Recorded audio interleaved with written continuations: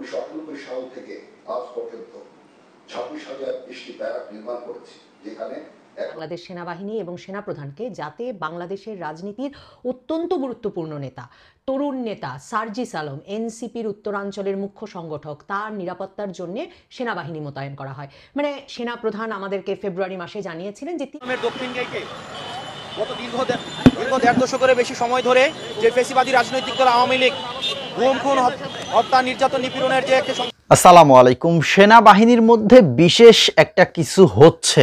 নবনেতা চৌধুরী তিনি যেটা শুরুতে আলোচনা করছিলেন যে সারা বাংলাদেশে সেনাবাহিনী নিরাপত্তা না দিয়ে সার্জিস আলমদের নিরাপত্তা দেওয়া উচিত, কারণ এত গুরুত্বপূর্ণ একজন নেতা, তার নিরাপত্তাটাই সব থেকে বেশি মনে হচ্ছে। তিনি কেন এই কথা বলছেন? এটা কি খোঁচা মেরে তিনি কথা বললেন কিনা? প্রিয় দর্শক শ্রোতা, সেনাবাহিনী নিয়ে অনেকের আস্থা কিন্তু অনেক দূর পর্যন্ত, এবং সাধারণ পাবলিক এখনও সেনাবাহিনীর উপর আস্থাই রাখছে।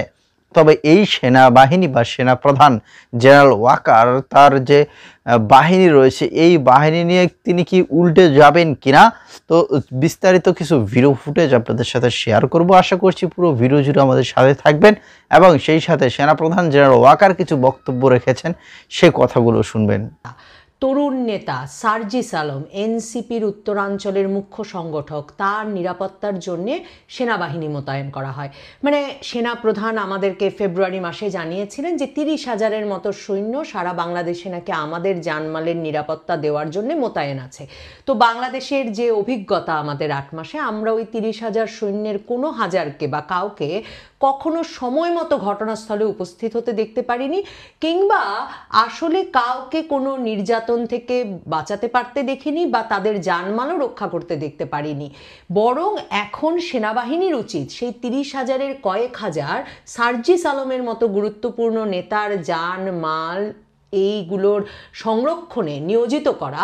সেই আনুষ্ঠানিক অনুরোধ জানানোই আসলে আজকে আমার এই নবনীতা চৌধুরীর বয়ানের মূল কথা। কারণ আপনারা দেখেছেন কিনা জানি না, সার্জিস আলম তার এলাকা মানে উত্তরাঞ্চল বগুড়ায় কালকে গেছেন আওয়ামী লীগ নিষিদ্ধের দাবিতে। মানে এনসিপি তো সারা বাংলাদেশ জুড়ে আসলে আওয়ামী লীগ নিষিদ্ধের দাবিতে মিছিল সমাবেশ করবে বলে কর্মসূচি ঘোষণা করেছে। তো সেই আওয়ামী লীগ নিষিদ্ধের দাবির মতো বিরাট দাবি, জনদাবি বলে যাকে তারা অভিহিত করছেন, সেই দাবি নিয়ে তিনি গেছেন বগুড়ায়।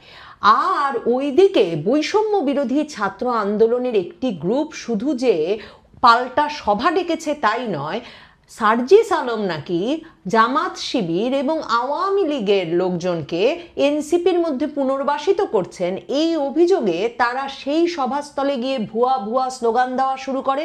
এরপরে দুই পক্ষের মধ্যে মারামারি লেগে যায় এবং মারামারির ফলে 30-35 জন আহত হয়। এদের মধ্যে ছুরিকাঘাতে আহত ব্যক্তিরা হাসপাতালে এখন চিকিৎসা নিচ্ছে। তার মানে চাকু ছুরি নিয়েও ওই সভায় লোকজন জড়ো হয়েছিল।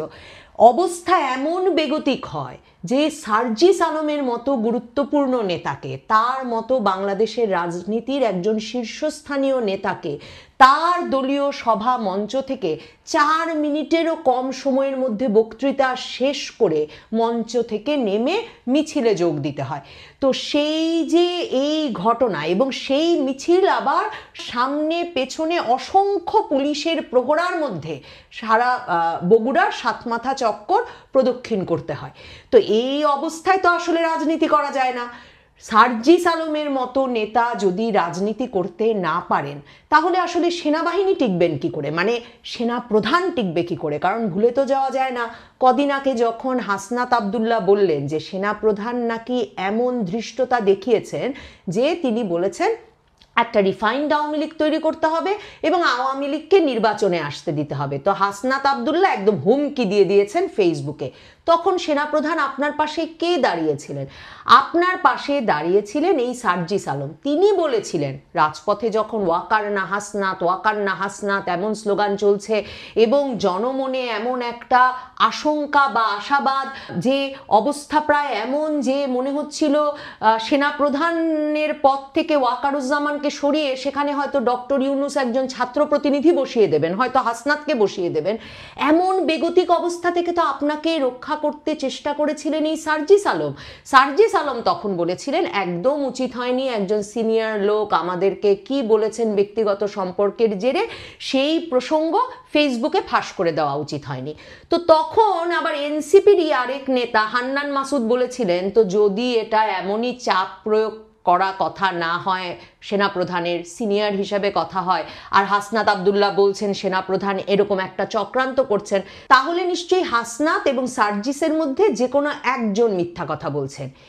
এই যে এনসিপির ভেতরে লোকজন মুখ খোলা শুরু করলো এই হাসনাত আর সার্জিসের বিরুদ্ধে, সেই মুখ খোলা কিন্তু আর বন্ধ হয়নি। এনসিপি এখন পর্যন্ত একটা মাত্র তাদের কমিটির সভা করতে পেরেছে। ঢাকা শহরে সেই সভা প্রায় 9 ঘন্টা ধরে চলেছে এবং 9 ঘন্টা ব্যাপী ওই সভার বেশিরভাগ সময় আলোচনা হয়েছে সার্জিস এত টাকা বানালেন কি করে, সার্জিস কি করে 150 গাড়ি নিয়ে তার এলাকায় যান, এবং সেই আলাপ পরে একটা তদন্ত কমিটি গঠনের মধ্য দিয়ে এনসিপিকে শেষ করতে হয়েছে। তার মানে এনসিপির গুরুত্বপূর্ণ নেতা সার্জিস আলম একদিকে তার এলাকায় গিয়ে 4 মিনিট বক্তৃতা দিতে পারছেন না আরাম করে আওয়ামী লীগের বিরুদ্ধে, অন্যদিকে তারা যখন তাদের রূপায়ণ টাওয়ারের সুন্দর অফিসে দলের আলোচনায় বসতে চাইছেন সবাই মিলে, তখন আলোচনা সবসময় সার্জিস আলম কিভাবে এত টাকা বানিয়েছে সেই জায়গায় গিয়ে উপস্থিত হচ্ছে। সার্জিস আলম এর মধ্যে বলেছেন যে তিনি খুব ধনাঢ্য পরিবারের ব্যক্তি, যদিও আগে আমরা শুনেছিলাম যে তাকে নাকি হলে টিকে থাকতে, ঢাকা বিশ্ববিদ্যালয়ের হলে টিকে থাকতে, গণরুমে টিকে থাকতে বেচারাকে নাকি ছাত্রলীগ করতে হচ্ছিল। তো উনি যে ধনাঢ্য পরিবারের ব্যক্তি, উনার দলের ভেতরেই এটা কেউ বিশ্বাস করে নাই, বরং পাল্টা সেই দলীয় সভায় তারা ফাঁস করে দিয়েছে যে শুধুমাত্র সার্জিস না, সার্জিসের বন্ধু বলে হঠাৎ করে আন্দোলন সংগ্রামে নাকি কোনো তার ইনভলভমেন্ট ছিল না, কোনো সম্পৃক্ততা ছিল না। তানভীর নামে এক দরবেশের চেহারার যে ব্যক্তি উপস্থিত হয়েছেন এবং তিনি গিয়ে পাঠ্যপুস্তক ছাপানোর কাগজ বিক্রির কমিশন থেকে যে 400 কোটি টাকা বানিয়ে ফেলেছেন তার বিরুদ্ধেও ব্যবস্থা নিতে হবে। দলে সার্জিসের অবস্থা এমন বেগতিক হয়েছে যে তিনি কিন্তু তার বন্ধু তানভীরকে বাঁচাতে পারেন নাই। তানভীরকে এনসিপি বহিষ্কার করেছে ওই অভিযোগের প্রেক্ষিতে যে তিনি শুধুমাত্র পাঠ্যপুস্তক বোর্ডে কাগজ বেচে 400 কোটি টাকা বানিয়ে ফেলেছেন। এখন সার্জিস আলম ফেসবুকে স্ট্যাটাস দিয়েছেন যে কেউ যদি প্রমাণ করতে পারেন যে তিনি দুর্নীতিতে জড়িত তাহলে তিনি আর একদিনও রাজনীতি করবেন না, এবং এই ক্ষেত্রে তিনি বিশেষভাবে আহ্বান জানিয়েছেন গণ অধিকার পরিষদ, মানে ওই যে ভিপি নুরুল হক নুরুর যে দল, গণ অধিকার পরিষদের সাধারণ সম্পাদক রাশেদ খান, যিনি টকশোতে গিয়ে গিয়ে সার্জিসের টাকা বানানো, এনসিপি নেতাদের টাকা বানানো, তানভীরের টাকা বানানো এসব নিয়ে কথা বলছেন, তার প্রতি আহ্বান জানালেন যে রাশেদ খান যদি প্রমাণ করতে পারেন তাহলে আসলে তিনি রাজনীতি ছেড়ে দেবেন, সার্জিস রাজনীতি ছেড়ে দেবেন, যে সার্জিস দুর্নীতি করেছেন। রাশেদ খান উল্টো ফেসবুকে স্ট্যাটাস দিয়ে আর বিভিন্ন টেলিভিশনে গিয়ে প্রমাণ সহ হাজির করা শুরু করলেন যে সার্জিসের বন্ধু পরিচয়ে কি করে তানভীর ঢুকে পড়েছে এই এনসিপির ভেতরে, কিভাবে তানভীরকে টাকা বানানোর জন্য পাঠ্যপুস্তক বোর্ডে ঢোকানো হয়েছে, কিভাবে প্রাডো গাড়ির জন্য ঢাকা বিশ্ববিদ্যালয় এলাকার দক্ষিণ গেইটে গত দীর্ঘ 1.5 দশকের বেশি সময় ধরে যে ফেসিবাদী রাজনৈতিক দল আওয়ামী লীগ গুম খুন হত্যা নির্যাতন নিপীড়নের যে একটা সংস্কৃতি চালু রেখেছিল, আওয়ামী লীগকে আমরা গণঅভ্যুত্থানের মধ্য দিয়ে আওয়ামী লীগের পতন হয়েছে এবং বাংলাদেশ থেকে পলায়ন করেছে। যেই দলটি পালিয়েছে বাংলাদেশ থেকে, আমরা একটা জিনিস আমরা ভুলে যাই, আওয়ামী লীগের কিন্তু কোনো ধরনের নির্বাচনের মধ্য দিয়ে ক্ষমতা বদল হয়নি, বরং গণঅভ্যুত্থানের মধ্য দিয়ে আওয়ামী লীগের এই ফেসিবাদী রাজত্বের পতন হয়েছে। যে রাজনৈতিক দলের ইতিহাসে যেখানে যে রাজনৈতিক দলের গণঅভ্যুত্থানের মধ্য দিয়ে পতন হয় সেই রাজনৈতিক দলকে আর ফেরানোর কোনো ধরনের সুযোগ নেই। দ্বিতীয়ত, আওয়ামী লীগ দীর্ঘ 1.5 দশকের সময় ধরে আপনারা দেখেছেন 2009 সালে আমাদের বিডিআর হত্যাকাণ্ড করেছে। আমাদের ফার্স্ট লাইন অফ ডিফেন্সের আমাদের যে বিডিআরদেরকে নৃশংসভাবে আমাদের আগ্রাসী যে শক্তিগুলো রয়েছে বহিঃশক্তি, তাদের তৎপরতার মধ্য দিয়ে বিডিআর হত্যাকাণ্ড সংগঠিত করেছে।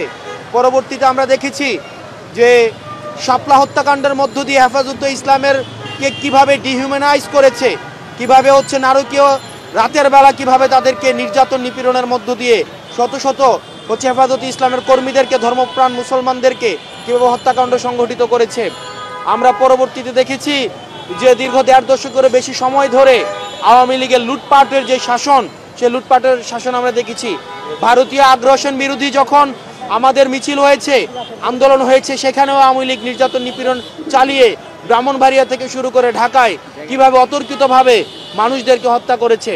শাসন ক্ষমতা টিকিয়ে রাখার জন্য আওয়ামী লীগ মানুষ থেকে আওয়ামী লীগের কাছে শাসন মুখ্য হয়ে উঠেছিল এবং সেটিকে টিকিয়ে রাখার জন্য আমরা দেখেছি 14 সালের আনকনটেস্টেড ইলেকশন, পরবর্তীতে 18 সালের মিডনাইট ইলেকশন এবং 24 সালের আমি ভার্সেস ডামি ইলেকশনের মধ্য দিয়ে আওয়ামী লীগ গণতন্ত্রকে কিভাবে কুক্ষিগত করেছিল।